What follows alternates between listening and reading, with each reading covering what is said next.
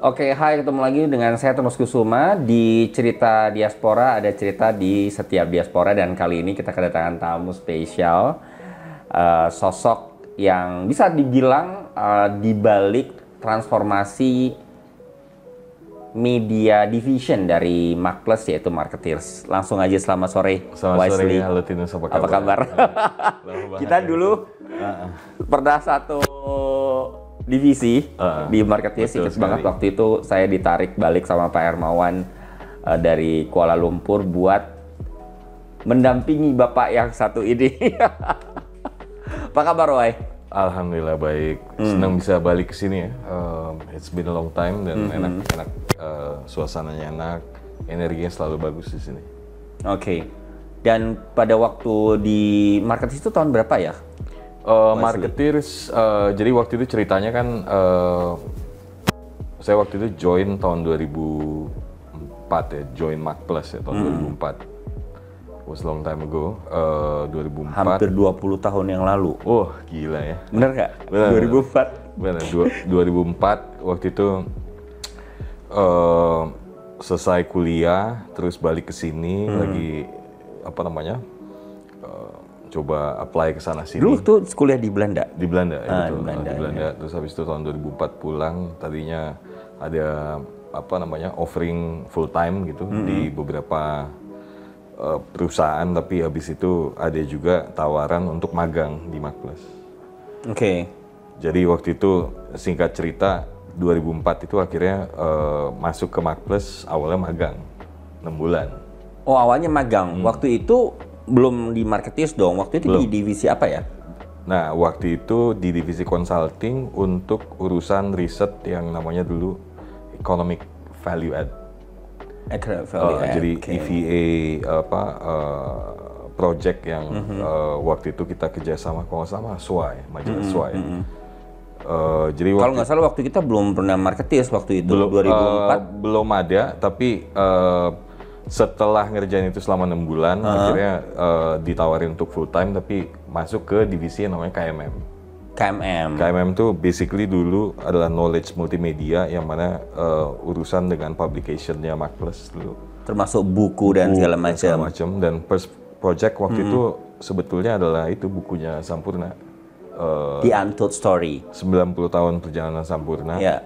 Dan di situ coba ngelihat juga dengan apa namanya project-project buku-buku lain gitu. Just pertama kali apa namanya berurusan dengan yang namanya mungkin media ya, itu adalah di saat itu gitu. Dan ternyata kalau misalnya dilihat di fast forward 20 tahun kemudian, mungkin hokinya saya itu ada di situ gitu, di bidang konten dan media gitu ya. Jadi benang merah dari 20 tahun perjalanan karir bisa dibilang Akhirnya bisa ditemukan, iya, emang DNA-nya Wisely itu di situ. di konten dan yang berhubungan dengan konten dan media ya, I think. Ya. Oke. Selama 6 bulan magang itu udah langsung diperbantukan nulis buku atau Oh enggak, apa waktu itu? 6 bulan magang kan kita cuma ini doang, fotokopi kerjaan waktu itu. Fotokopi, tapi habis itu sering apa namanya berinteraksi juga dengan konsultan-konsultan yang udah ada di situ. Jadi orang-orangnya mungkin bisa dibilang lebih senior dan lebih berpengalaman gitu. So saya waktu itu masih mungkin berapa ya umurnya, 22 ya kali, 22, 23. Yeah. Actually the youngest at that time ya di Marketplace mungkin. Karena beda sebulan sama Iwan sebetulnya. Terus apa namanya banyak berinteraksi sama orang-orang yang memang udah berpengalaman gitu, ketemu sama klien-klien waktu itu. Ada proyek-proyek gede misalnya di Telkomsel, di BNI waktu itu.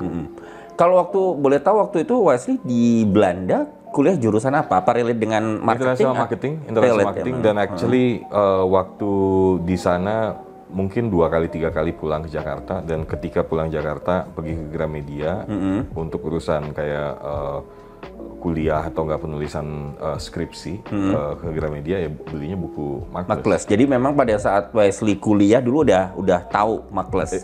Exactly, itu pertama kali encounter dengan Marketplace. Jadi ada satu buku yang sangat berguna untuk menyelesaikan skripsi waktu itu, namanya Marketplace on Strategy. yang ditulis oleh salah satunya ada Mas Taufik, Jeki segala macam. Itu buku yang meringkas segala macam hal yang ada dari Mark Plus dari day one ya kayaknya sampai di tahun itu. Oke, dan setelah itu masuk di KMM waktu itu dan banyak nulis project-project buku. Dari sekian buku yang Wesley pernah terlibat dalam project-project itu, mana yang paling berkesan? So, jadi waktu itu kan pas di KMM itu kan mungkin mungkin setahun ya kali, setahun terus habis itu sempat jadi PA-nya Pak Hermawan, sempat juga while doing consulting basically at that time, sampai tahun 2008 disuruh sekolah ke ambil S2 waktu itu di Singapura. Di program yang sama MIT kan. Terus pulang 2009. Selesai 2009 itu dikasih project untuk menganalisa atau observasi apa yang terjadi dengan landscape digital media at that time. Jadi waktu itu Facebook lagi happening, Twitter lagi happening, terus habis itu jadilah satu project buku yang namanya Connect New Wave Marketing itu loh.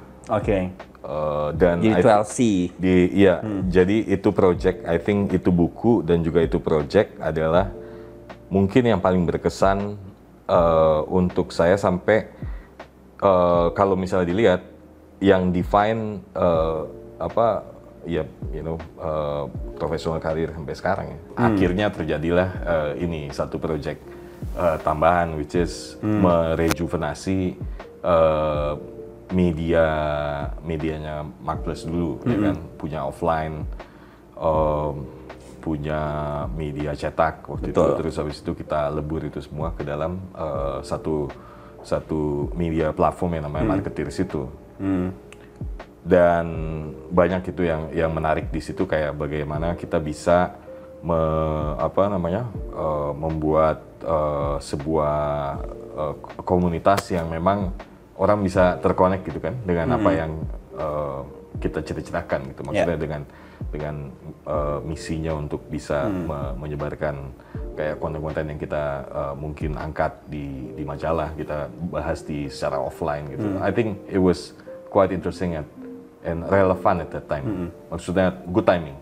Good timing. Kamu ngerasa itu good timing atau kalau mungkin sebagian orang melihat kamu sebagai orang yang visioner gitu.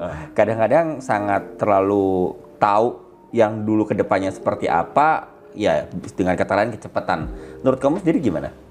Ada beberapa hal yang mungkin kita kecepatan ya. Kayak misalnya waktu itu bikin radio gitu, bikin online radio untuk komunitas itu kan. Jadi misalnya kita ngambil konten dari beberapa acara offline gitu, dulu di zaman tahun 2010, 2011 gitu ada banyak seminar-seminar event offline, Mark Plus Forum, atau nggak event-event di mana kita juga jadi media partner dan kita datengin, terus belum ada orang yang ngomongin tentang streaming. Dan lu kepikiran untuk istilahnya mengkolek konten-konten yang bagus-bagus ini dalam satu platform. Dan disiarkan gitu. Dan sekarang yang kita tahu namanya podcast di sini.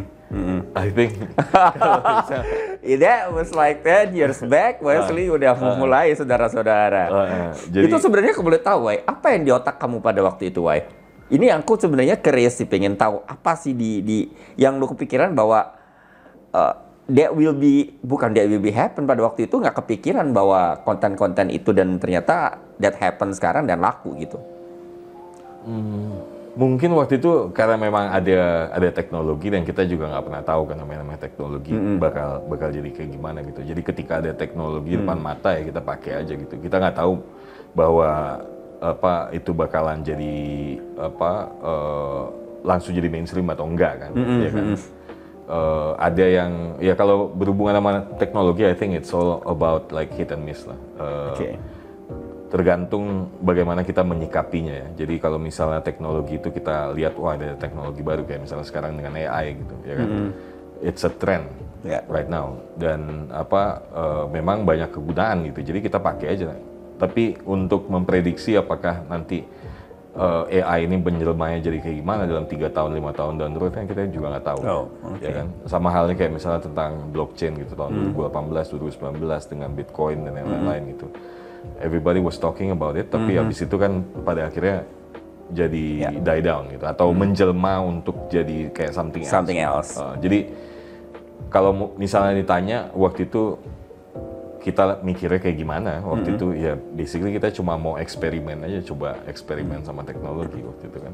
Tapi kalau mau boleh jujur, Wai, pada waktu di Marketis dulu the hardest part ketika lu nge-lead di Marketis itu apa? Jadi kalau misalnya dilihat dari ini ya leadership experience, I think the first time I encounter leadership experience ya pastinya pas lagi di sini. dengan banyak drama, guys. Enggak, I think ini ya mungkin lebih menarik, banyak pelajaran yang menarik kayak misalnya ada dan relevan lah in any leadership situation atau in any corporate setting. Banyak hal-hal yang relevan dan selanjutnya saya juga encounter itu di berbagai macam company yang setelah saya selesai di sini gitu di tempat-tempat lain. I think a lot of similar kind of situation gitu ya, kayak misalnya tentang integrasi orang-orang yang orang-orang lama dengan orang baru misalnya gitu, ya kan. Integrasi dari orang-orang yang punya different background gitu. Itu kan jadi satu challenge sendiri ya, bagaimana kita bisa get all the people together within one kind of mission and goals gitu. Mungkin lebih ke situ ya, yang menarik ya waktu itu. So after dari Marketeers itu adalah terakhir di Marketplace ya waktu itu ya. Iya, betul. Resign 2014 ya. 14 ya. Mungkin 14 ya. And then you move to Facebook at that time? Ke Singapura. Waktu itu kebetulan ada once in a lifetime opportunity untuk coba buka bisnisnya Facebook di Indonesia basically. You more handle to social small medium enterprise, isn't it? Iya, sama basically segmennya lebih kepada emerging business ya, termasuk small business dan juga kita bicara mengenai kayak startup yang waktu itu bermunculan gitu, karena timingnya pas waktu itu. Dan yang paling menarik adalah bagaimana kita bisa ngelihat juga tentang fenomena di situ yang juga saya bawa dari pengalaman di Marketeers ya, ketika kita ngelihat tentang UKM yang doing social commerce. Sempat langsung ke Lazada atau? Enggak, waktu itu balik terus habis itu ngelihat ada beberapa opportunity untuk bantu government kan. Tapi waktu itu in the end decision yang paling bagus adalah untuk coba ngelihat atau belajar sesuatu yang baru, which is I join Kementerian Pariwisata untuk jadi staf menteri waktu itu ya. Untuk mengembangkan promosi pariwisata pada waktu itu? Atau lebih ke mana? Iya, satu hal tentang itu, dan yang kedua ngelihat bagaimana harusnya ada satu produk baru ya yang ditawarin oleh pariwisata Indonesia gitu. Karena kita kan ngelihat waktu itu Indonesia itu punya destinasi banyak sekali gitu, banyak yang memang sudah jadi, banyak yang juga yang harusnya di-develop dan cara untuk mendevelopnya kan harus ada cara yang baru. Misalnya destinasi-destinasi yang mungkin biasa kan destinasi itu kan kurang akses atau kurang amenitas atau kurang atraksi. Kalau atraksi ya masih bisa lah kita kembangin ya. Ada banyak. Kalau atraksi Indonesia nggak ada, ya. Akses sama amenitas kan. Yeah. Dan untuk ngebangin satu destinasi yang bisa lebih mungkin efisien dari segi resources dan juga lebih cepat mungkin. itu adalah lewat sesuatu yang baru, yang unconventional. Kayak misalnya kita ngomongin tentang waktu di saat itu, kita ngomongin tentang pengembangan amenitas di destinasi lewat glamping instead of 5-star hotel misalnya gitu. Ya kan?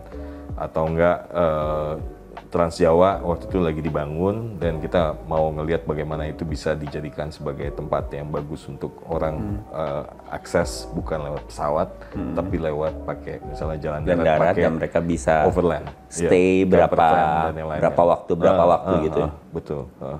Dan itu juga ini ya apa namanya menarik ya, karena kita ngelihat kayak satu sektor yang seharusnya Indonesia bisa kembangin dan memang seharusnya bisa jadi not only the biggest, tapi juga the best di kawasan ASEAN. Menurut kamu sekarang ini udah on track atau belum? Kalau dari sisi pariwisata dan apa integrasi antara infrastruktur yang sekarang memang lagi digembar-gemborkan oleh? Kayaknya sekarang udah bagus.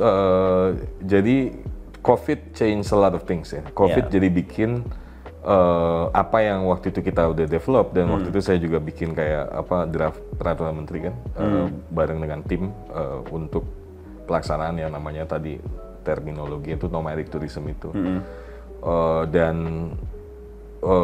gara-gara COVID ya kita lihat ternyata konten-konten itu glamping dan yang lain-lain itu di satu destinasi itu jadi kelihatan lebih ini kan lebih cepat gitu kelihatannya gitu.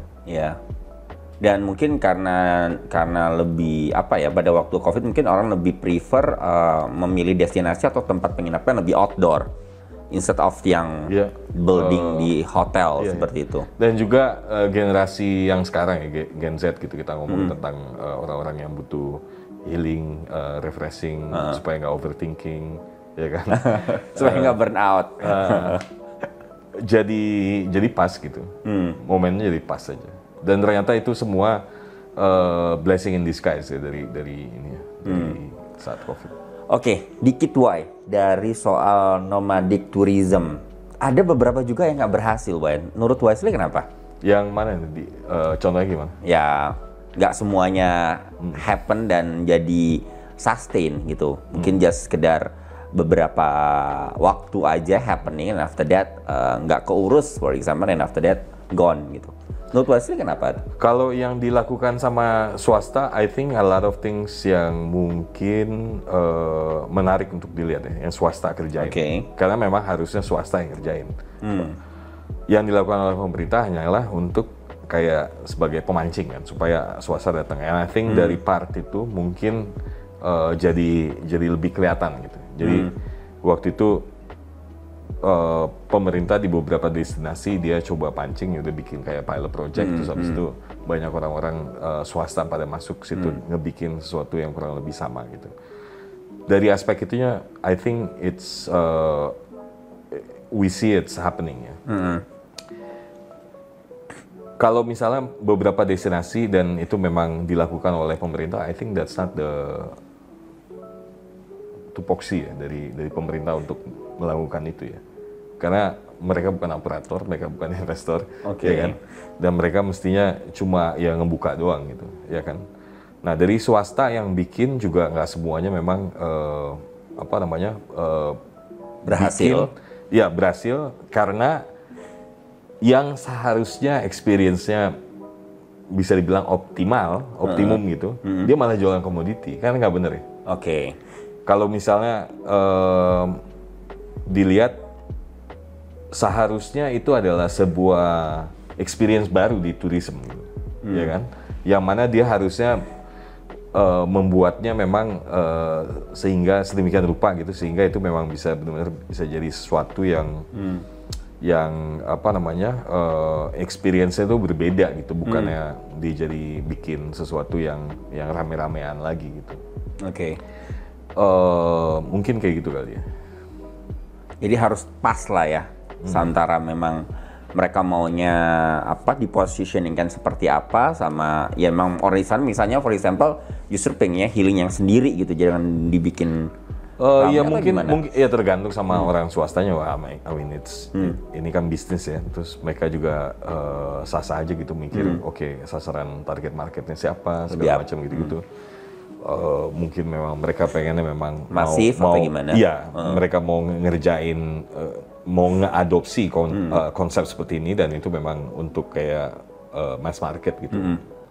Ada beberapa yang memang sukses, ada beberapa juga yang mungkin I think jadinya terlalu grassroots. Tapi as long as kalau misalnya dari itu kan kita sebagai orang ngelihat ya, kalau dari sisi aspek bisnis jalan iya, makanya kalau misalnya dari segi customer banyak, kayak misalnya kita lihat laku. Makanya kalau misalnya kita lihat orang-orang yang ngerjain di lahan-lahan kayak lahannya perhutani gitu kan, di Jawa kan banyak kan, lahannya PTPN gitu, bikin kayak apa namanya, kayak glamping ground segala macam gitu. Itu mungkin banyak yang not only the glamping ground kan, tapi habis itu dia bisa bikin sesuatu tempat atraksi yang sebetulnya menarik gitu, orang pakai tiketing masuk ke dalam situ terus rame gitu, sehari bisa 1.000 orang beli tiketnya segala macam. Itu kan mungkin sesuatu yang cocok mungkin di sana gitu. Nah, setelah dari situ Wesley ke Lazada ya? Iya, ada juga opportunity yang jarang-jarang ya datang ya. Waktu itu telepon sama temen, dia co-foundernya Lazada, which is kontak yang kita kontak juga dari zaman dulu pas lagi di Marketeers. Jadi kontaknya dari Marketeers lagi ya? Dari Marketeers lagi, dan dia ingat betul-betul karena di Marketeers gitu.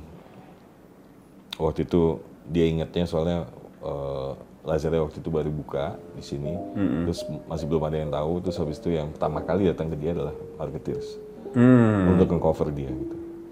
Oke. Terus habis itu dia bilang ini ada satu hal yang menarik, ini dia nyari orang yang bekas orang media, orang pernah di technology company sama pernah di government gitu, untuk urusan beberapa hal terkait dengan Alibaba punya misi di Indonesia lewat Lazada.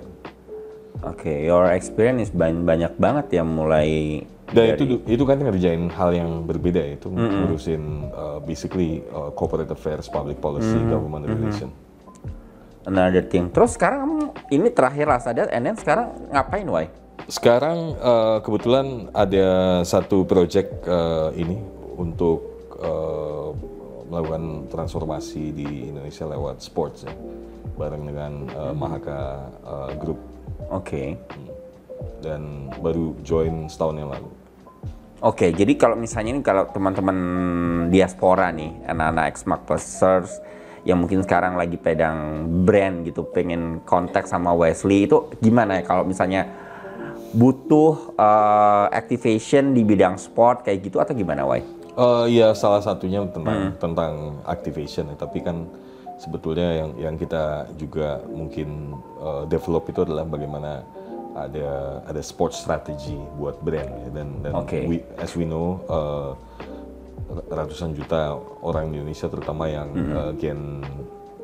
Gen Z atau milenial itu kan sangat tergila-gila sama sports ya.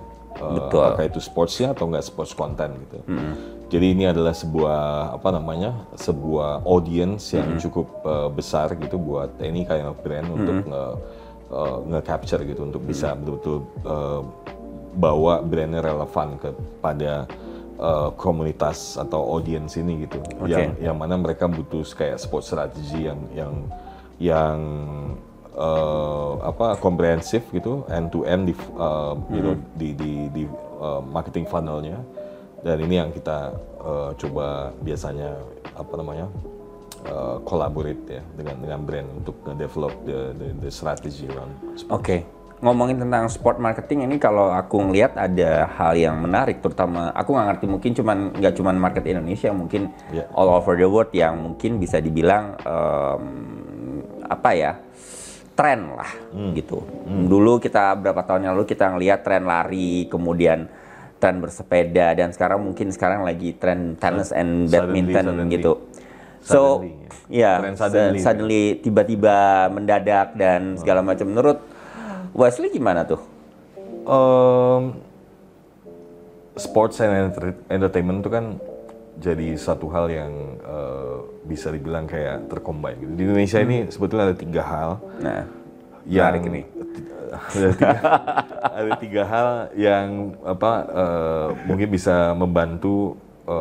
Ada tiga hal yang bisa mengumpulkan jutaan orang di satu tempat gitu, ya kan? Dan brand wants to be associated with it. Ya, karena crowd di situ. Yang pertama yang berhubungan dengan religion, ya kan? Ada some brands wants to be associated, that's why they come there. Yang kedua adalah hiburan, terutama kayak misalnya kita lihat konser dangdut segala macam. Gitu. Yang ketiga adalah sports kan sebetulnya, ya kan? Misalnya Indonesia lagi menang atau nggak lagi Piala Dunia segala macam, everyone goes into the TV atau nggak di handphonenya dia atau nggak di offline-nya gitu. Nah sekarang kalau kita lihat sports and entertainment ini jadi satu gitu. Makanya kalau misalnya kita lihat dari apa namanya sports sebagai tontonan misalnya di YouTube atau enggak di sosial media. Di any kind of channel lah. Itu kan pada akhirnya kan dijadikan sebagai apa? Mereka kan butuh konten-konten baru gitu ya. Dan karena COVID, I think abis COVID bisa dibilang COVID kita dikekang segala macam, nggak bisa ketemu-ketemuan. Jadi I think setelah COVID kemarin itu memang pada akhirnya banyak orang yang gerah, oh yaudah kita bikin ini, bikin itu segala macam itu, dan memang di unleash juga sama kekuatan KOL sekarang ya, influencer gitu yang mana mereka bisa bikin konten yang memang menarik gitu ya. Dibikin sebuah angle untuk membuat tontonan yang namanya sports variety show, ya kan? Sport variety show, nice. Yes. Which is itu bagian dari memang evolusi media konten aja. Kita lihat kayak misalnya di OTT juga kan sekarang banyak sekali kan tontonan apa namanya sports yang mungkin beda dengan yang kita biasanya tontonin gitu. Karena zaman dulu mungkin kita nontonnya cuma kayak pertandingan 90 menit yang bola udah that's it. Gitu. Tapi sekarang kita ngelihat behind the scene, kita bisa ngelihat kayak reality show, kita bisa ngelihat kayak ketika mereka waktu latihan misalnya gitu, atau enggak yang lucu-lucuan juga gitu kan. Kita ngelihat tentang misalnya di ini juga di mana di Netflix atau sejenisnya gitu, banyak sekali tontonan kayak talent show, kayak ada yang mungkin ala-ala kayak Indonesian Idol tapi buat sports enthusiast yang suka nge-gym namanya, yang Physical 100 tuh misalnya. Dan itu kan jadi bagian dari konten aja sebetulnya. Sebenarnya kalau misalnya dirunut itu kan sebetulnya dari dulu udah pernah ada ya modelnya, kayak dulu waktu kita kecil ada namanya Benteng Takeshi dan segala macam. Tapi kenapa kok ini baru di absorb sama market baru sekarang ini, Wai? Mungkin dunia kan hampir sama kan, ada kekosongan dan juga ada tren gitu di mana orang mungkin bosan dengan konten yang itu aja kan. Jadi kalau saya ngelihat tentang sports ini sebagai media konten, I think it's just the same as any other kayak topik gitu. Misalnya ada mungkin media konten yang berhubungan dengan politik atau nggak berhubungan dengan misalnya ibu-ibu gitu atau nggak masak segala atau bapak-bapak gitu. I just think that sports is interesting ya untuk ngelihat kayak betul-betul ngelihat tentang fenomena yang menarik di Gen Z sekarang ya. E-sports gitu misalnya. There is a whole culture yang memang benar-benar menarik gitu di e-sports scene gitu. Dan saya juga kebetulan sampai sekarang ini berlatih jadi atlet e-sports. Yes. Really? Yes. Oke. Ada yang mau mabar nanti? Tapi nggak main ini Mobile Legends dan segala macam, jadi mainnya lebih pada konsol, which is FIFA. Terus banyak culture yang menarik yang kalau saya nggak mainin, I will never know what kind of culture it is. Ya kan? Kayak misalnya tentang apa namanya mabar culture gitu, kayak misalnya sekarang kita ngomongin tentang Gen Z gitu, di kantor mungkin banyak Gen Z, tiba-tiba di kantor misalnya satu ruangan siang-siang sore-sore gitu kita ngeliat kok ini pada diem semuanya, tapi mereka senyum-senyum, mereka pakai handphone, tapi ternyata mereka lagi pada main Mobile Legend, ya kan? Ya kan? Nah jangan sampai kita ini yang mungkin bukan dari generasi itu, kita jadi nggak bisa relate sama mereka gitu, ya kan? Terus kita ngomongin tentang kayak ya segmen yang sebetulnya kalau misalnya memang mau paham tentang what is happening di generasi itu ya, you need to deep dive gitu kan, masuk ke situ memang betul-betul apa namanya bisa apa namanya masuk ke dalam pikirannya mereka, alamnya mereka ya. Wah, ini lo banyak banget cerita dan mungkin nggak terasa gitu Pak, apa yang lo obrolin itu sebenarnya banyak. Nanti ada part 2 kok. Ada tenang. part 2 dan part 3. Part 3 ya. Dan itu banyak sekali insight yang didapat, walaupun kesannya Wesley cuman sekedar ngobrol ya para diaspora semuanya, tapi sukses terus dalam karir cinta dan keluarga. Alhamdulillah, amin. Thank you guys. Thank you.